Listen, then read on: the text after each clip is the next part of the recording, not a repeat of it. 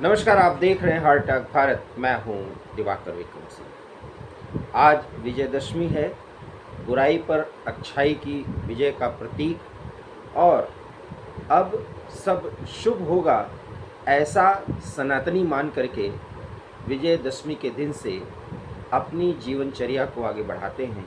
और ऐसा करते हुए वह समाज व राष्ट्र को आगे ले जाने का एक सार्थक प्रयास और प्रयत्न करने की दिशा में आगे बढ़ते हैं, या यूँ कह सकते हैं आप अग्रसर होते हैं। सवाल ये है कि ऐसे स्थिति में हमारे सामने क्या कुछ ऐसी बातें आनी चाहिए जो हमारे लिए प्रेरणादायक हो। ये एक अहम सवाल इस समय मौजूदा परिस्थितियों में आप कह सकते हैं इसलिए भी उठता है क्योंकि कुछ ऐसे सवाल या कुछ जवाब हमको बहुत कुछ सोचने को मजबूर करते हैं। अपने जर्नलिस्टिक कैरियर में हमने लगातार विजयदशमी के मौके पर राष्ट्र को संबोधित करते हुए सुनते हैं संघ प्रमुख को। मोहन भागवत ने इस बार भी विजयदशमी के दिन संबोधन दिया और अपने संबोधन में उन्होंने हिंदू समाज को लेकर के जो कुछ भी कहा वो एक बहुत बड़ा सवाल खड़ा करता है और सोचने को मजबूर करता है कि वास्तव में उन्होंने ऐसा कहा तो क्यों कहा। ये उन परिस्थितियों में बातें कही गई हैं जब बांग्लादेश में स्थिति है, जिस जम्मू कश्मीर के चुनाव और उसके परिणामों को लेकर के हम अपनी पीठ थपथपा ज़रूर रहे हैं, लेकिन क्या कश्मीर में कश्मीरियत वापस आ चुकी है बगैर कश्मीरी हिंदुओं के, या भारत और बांग्लादेश के बीच संबंध सामान्य हो जाएंगे। तो क्या जब मैं आपसे बात कर रहा हूं तो खबर यह है कि 35 से अधिक ऐसी घटनाएं हुई हैं जिसमें बाकायदा पंडालों में दुर्गा की मूर्ति को खंडित किया गया।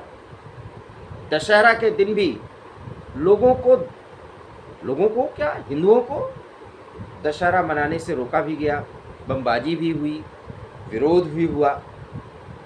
बांग्लादेश जिसको भारत ने वजूद में लाने के लिए खून पसीना एक किया, वहाँ कट्टरपंथ इस तरीके से प्रभावी है कि बांग्लादेश के हिंदू अगर संगठित न होते तो शायद आज वो और बुरी परिस्थिति में होते।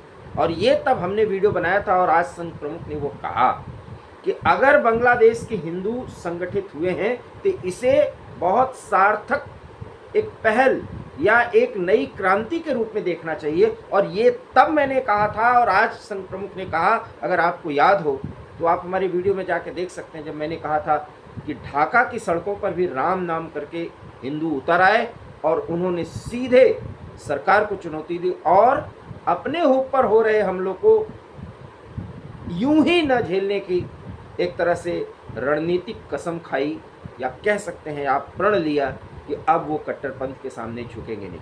और तब उसके बाद ऐसा लगा कि हिंदू संगठित हो चुका है, बांग्लादेश के संविधान और वहाँ के कानून को मानते हुए अपने हक की लड़ाई लड़ रहा है। आप देख लीजिएगा, मैं वही वाक्य कह रहा हूँ और यही मैंने कहा था। तब वहाँ की मोहम्मद यूनुस सरकार और कट्टरपंथ के आगोश में आया वहाँ का शासन प्रशासन पूरी तरीके से प्रभावी हुआ। घटनाओं को रोकने के लिए बेमन से ही सही, लेकिन भारत का दबाव और पूरी दुनिया के सामने अपने आप को बदले बांग्लादेश के रूप में दिखाने के लिए कुछ नकेल कसा गया, लेकिन पूरी तरीके से वो प्रभावी है। हिंदू सुरक्षित है ऐसा बिल्कुल नहीं है। और आज संघ प्रमुख ने अपने संबोधन में यही कहा और इसके माध्यम से उन्होंने जो संदेश दिया कि पूरे दुनिया के हिंदुओं में जहाँ भी समस्या पैदा हो, भारत को आवाज़ उठानी चाहिए। और मैं तो ये कहता हूँ कि आवाज़ उठानी ही नहीं चाहिए, भारत को एक प्रतिरोधी शक्ति बन करके और उस देश के प्रभुता और सत्ता का सम्मान करते हुए उसे ऐसा मजबूर करना चाहिए कि वो अपने कानून, अपने संविधान के दायरे में रह करके हिंदुओं की सुरक्षा करें। क्योंकि सनातन की सुरक्षा सिर्फ भारत में ही नहीं पूरी दुनिया में होना चाहिए। और तभी मैं कहता हूं कि जैसे इजराइल है यहूदियों की सुरक्षा के लिए वो पूरी दुनिया में एक्टिवेट हो सकता है। और कौन ऐसा रेस या जाति, जाति तो है ही नहीं, कौन सा ऐसा धर्म के मानने वाले लोग हैं, आप रेस भी कह सकते हैं, जो ऐसा नहीं करती? आप एक भी उदाहरण बता दीजिए। ये तो आवरण लोकतंत्र के नाम पर ये जो कट्टरपंथ को पालित पोषित करने का काम है, ये भारत में चल रहा है। और इसको लेकर भी संघ प्रमुख ने आज कहा, और ये भी कहा कि भारत बढ़ रहा है सामाजिक आर्थिक रूप से, लेकिन भारत को रोकने के लिए विदेशी शक्तियां प्रभावी हैं। तो बिल्कुल सही कहा, और यही बात तो हम कह रहे हैं। और शायद आपको याद होगा जब 4 जून का रिजल्ट आया तो मैंने कहा लोग कहते रहें, यहाँ तक कि भारतीय जनता पार्टी के बड़े नेता भी कहते हैं, रणनीतिकार भी कहते हैं कि ये सब तो एक भ्रम फैलाने के कारण कि संविधान बदल जाएगा, आरक्षण खत्म हो जाएगा, और इन सब में ऐसा हो गया। और भाजपा की स्थिति या मोदी सरकार का ग्राफ गिरा जब 240 पर भाजपा आ गई। भाजपा आए जाए ये भाजपा का मामला है, लेकिन प्रधानमंत्री नरेंद्र मोदी को कमजोर किया जाए ये डीप स्टेट का मामला है, जिसमें हमारी राजनीतिक पार्टियां उनका टूल बनी।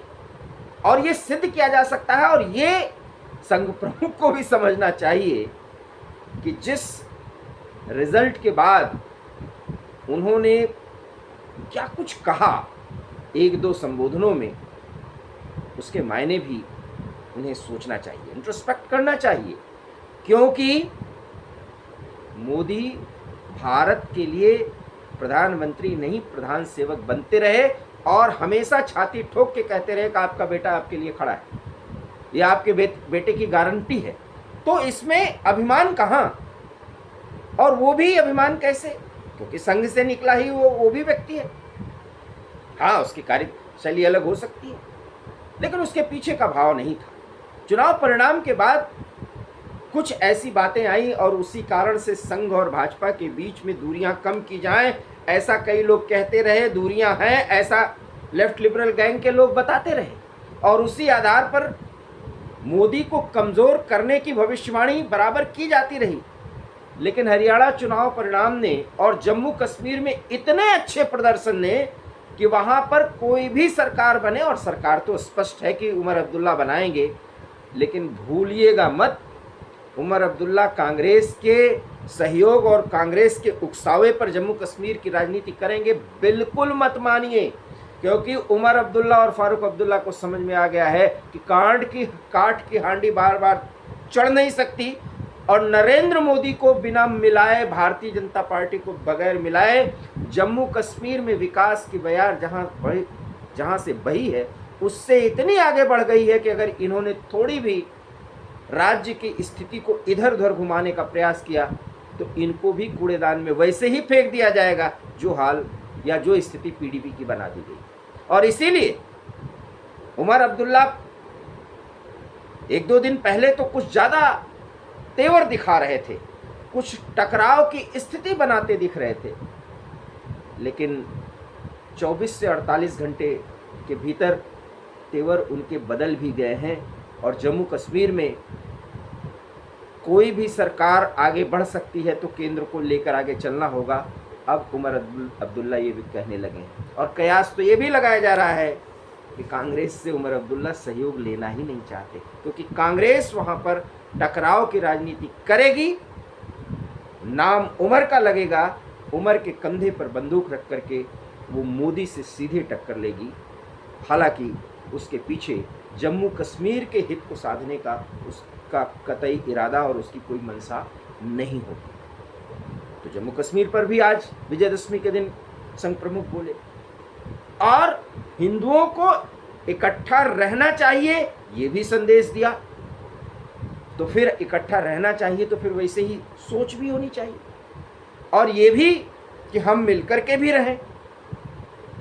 तो ये सारी बातें तभी हो सकती हैं जब हमारा वजूद रहेगा, और इसीलिए मैं कहता हूं वजूद रहने के लिए जरूरी है कि हम हर दृष्टिकोण से कट्टरपंथ के विरोध को समझें और इतना सजग रहें कि जहां कुछ भी लोकतंत्र की आड़ में कट्टरपंथ का जलवा बिखरता हुआ दिखे हम सावधान हो जाएं और उस पर लगाम कसने की लोकतांत्रिक पहल करें।